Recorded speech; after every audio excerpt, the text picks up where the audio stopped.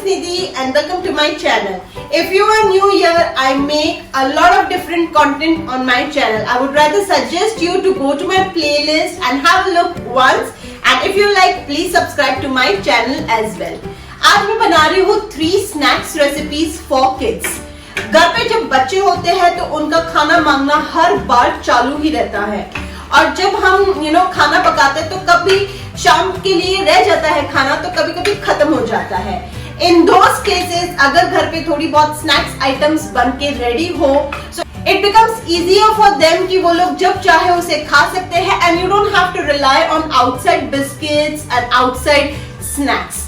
So इसमें से 2 snacks जो मैंने बनाए हैं वो काफी हाई प्रोटीन है और उनकी जो पूरे दिन की रिक्वायरमेंट्स होती है अगर वो एक बार वो एक स्नैक्स खा ले तो उससे कंप्लीट हो सकती है. और जो तीसरा स्नैक आइटम मैंने बनाया है that's kind of Kurkure kind of item. तो कभी चटपटा खाने का मन हुआ तो वो भी खा सकते हैं. आई गेस मैंने बहुत सारी बातचीत कर ली है and now will straight away go to our recipes.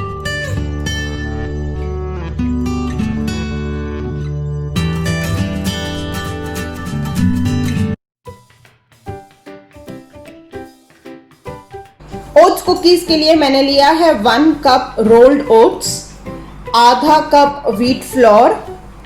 ये मैंने पाउडर्ड शुगर ली है. अगर आपके पास पाउडर्ड शुगर नहीं है तो आप अपने घर की नॉर्मल शुगर को पाउडर कर सकते हैं. मैं 1 टेबलस्पून फ्लेक्सीड पाउडर लेने वाली हूँ तो यहाँ पे मैंने फ्लेक्सीड का थोड़ा सा पाउडर बना के रखा है. फिर मेजरमेंट से 1 टीस्पून और हाफ कप अनसॉल्टेड बटर लिया है मैंने. अपने रेसिपी में मैं डालने वाली हूँ वेनिला एसेंस, इनो, बेकिंग पाउडर और चोको चिप्स. तो यहाँ पे मैंने आधा कप बटर लिया है और उसमें मैं डाल दूंगी ये आधा कप यानी कि हाफ कप और 1 टेबलस्पून ऊपर एक्स्ट्रा है उतनी शुगर. और अब इन दोनों को मैं अच्छे से बीट कर लूंगी. इसको लगातार 5 मिनट तक मैं फेंटने वाली हूँ तब जब तक ये सॉफ्ट ना हो जाए. अभी ये काफी कड़क है तो जब तक ये एकदम सॉफ्ट नहीं हो जाता तब तक मैं इसको बीट करूंगी. इसी में मैं डाल रही हूँ 1 ढक्कन यानी कि half tea spoon vanilla essence.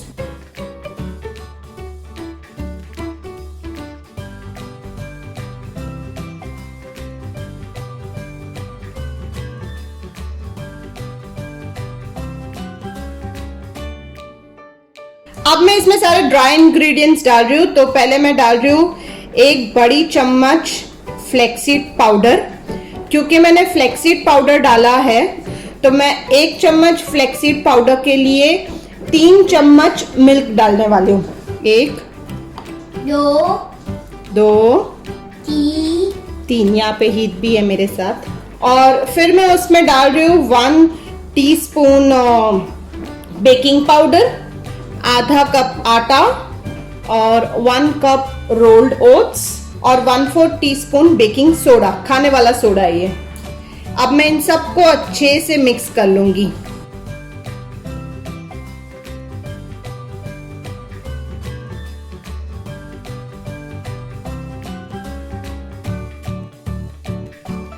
और अब मैं इसमें डाल रही हूँ मेरा लास्ट इंग्रेडिएंट, वो है चोको चिप्स. तो चोको चिप्स आप अपने हिसाब से डाल सकते हैं.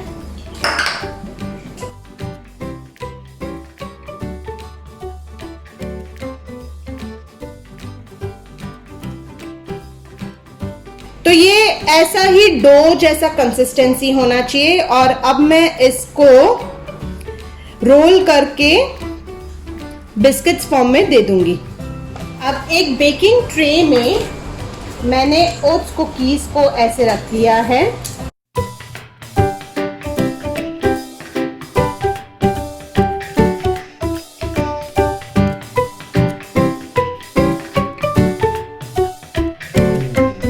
So these are the cookies ready. तो ये 4 यानी कि 12 कुकीज हुई है. और अब इनको डेकोरेट करने के लिए मैं ऊपर वापस थोड़े चोको चिप्स डाल रही हूँ क्योंकि he loves choco chips. So yes, this is how finally my choco chip biscuit looks and now it's ready to go for a bake. तो अब मैं इसको ओवन में सिर्फ 10 मिनट के लिए लो फ्लेम पे रखूँगी। एक्चुअली सबके ओवन डिफरेंट होते हैं, मेरे ओवन में बहुत जल्दी कुक हो जाता है, so I would rather not go for the timings. सो आप अपने ओवन के हिसाब से देख लीजिए। तो मेरे ओवन में तो 10 मिनट में स्लो फ्लेम पे आराम से हो जाता है।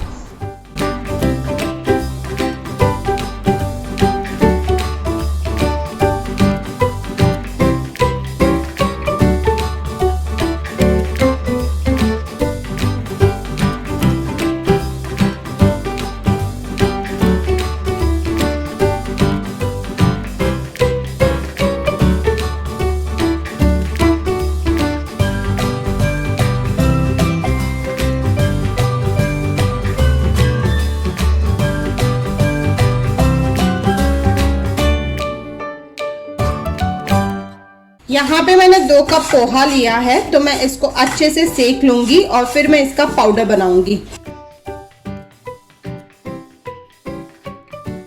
जैसे ही मैं पोहा को पीस लूंगी तो उसमें मैं 5 इलायची भी डाल दूंगी, तो साथ में इलायची का फ्लेवर भी आ जाएगा।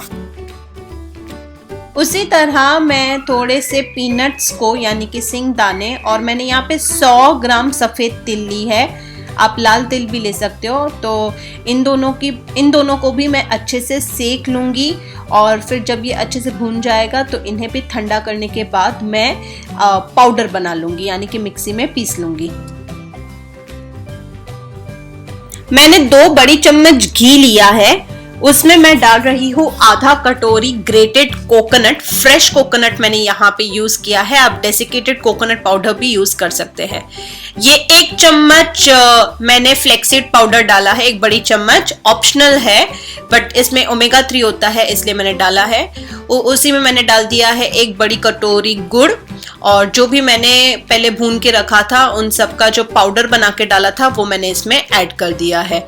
अब इन सबको मैं अच्छे से मिक्स कर लूंगी जब तक गुड़ इसमें मिक्स नहीं हो जाता तब तक। और जैसे ही सब अच्छे से मेरे को लगे कि गुड़ कोट हो चुका है तब मैं इनके लड्डू बना लूंगी। क्योंकि इसमें पीनट्स है, फ्लेक्सीड है, तो वैसे भी इसमें से ऑयल बहुत सीक्रेट होता है। सो ये है मेरे हाई प्रोटीन लड्डू रेडी।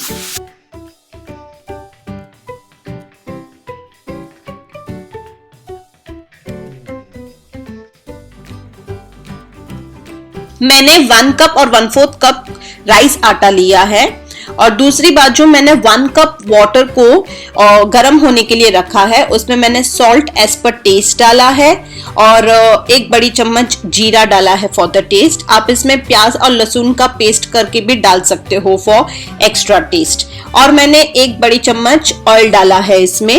अब मैं इस पानी को बॉईल होने दे रही हूँ, और जैसे ही पानी बॉईल होने लगेगा तो मैं इसमें अपना वो जो 1 और 1/4 कप राइस आटा था वो मैं इसमें मिक्स कर रही हूँ। तो मैं चाहती हूँ कि जो पानी है वो बहुत अच्छे से इसमें मिक्स हो जाए, तो मैं पहले बहुत अच्छे से इसको मिक्स करूंगी पानी से, और फिर जब ये मुझे लगेगा कि अच्छे से पानी में मिक्स हो चुका है तो मैं इसे 2 मिनट के लिए ढक के रख दूंगी लो फ्लेम पे। फिर जब 2 मिनट हो जाएगी तो हम इसे ट्रांसफर कर देंगे और अब हम इसका आटा गूंद लेंगे। बट फिलहाल तो ये बहुत गर्म है तो थोड़ी देर इसको ठंडा करने के लिए रखना है। लेकिन याद रखना है कि जब आप आटा गूंदते हैं तो जितना गर्म होगा आटा उतना बहुत इजीली हो जाएगा। तो जब वार्म होगा यानी कि ठंडा भी नहीं और बहुत ज्यादा गर्म भी नहीं, तभी आप आटा गूंद लीजिए और बहुत अच्छे से मसलिए इसे जब तक कि ये बहुत सॉफ्ट डो ना हो जाए, यानी कि आप इसकी रोटियां बेल सको। तो अब मैं इसकी रोटी बेलूंगी, जितना हो सकता है उतना आप पतला कीजिए। बहुत डिफिकल्ट होता है लेकिन जितना पतला होगा उतना मजा आएगा क्रैकर्स खाने में। और अब मैं इसको ट्रायंगल शेप में कट कर रही हूँ। तो मैं जितने भी जो सर्कल से मतलब स्क्वायर शेप से जो बाहर के शेप्स है उसको मैं निकाल दूंगी और फिर मैं इसको ट्रायंगल में कट कर दूंगी।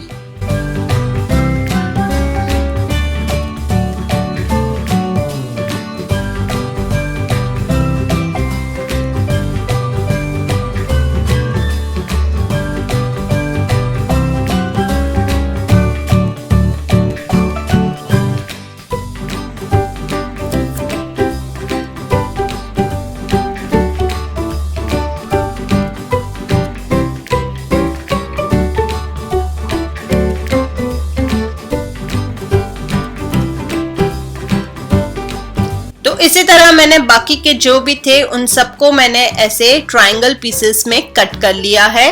और फिर जब एक साथ मेरे सारे पीसेस हो गए तो मैंने इसमें होल कर दिया है।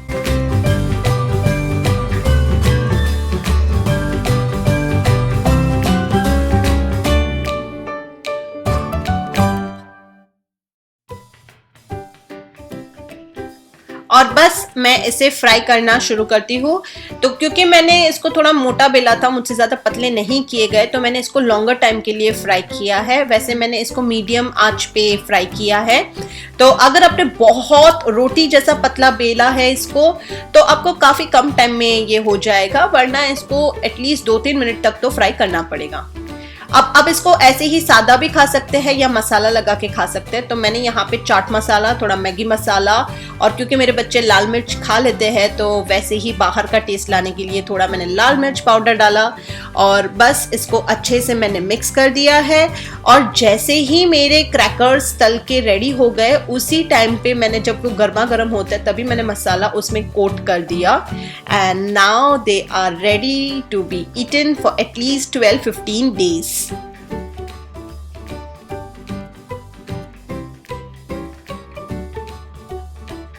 आई होप आज जो मैंने रेसिपीज आपको बताई है वो आपको पसंद आई है। Do give it a try and please let me know in the comment section how did you like it. So अब इसी के साथ हम मिलेंगे अगली बार। Till then bye, see you soon.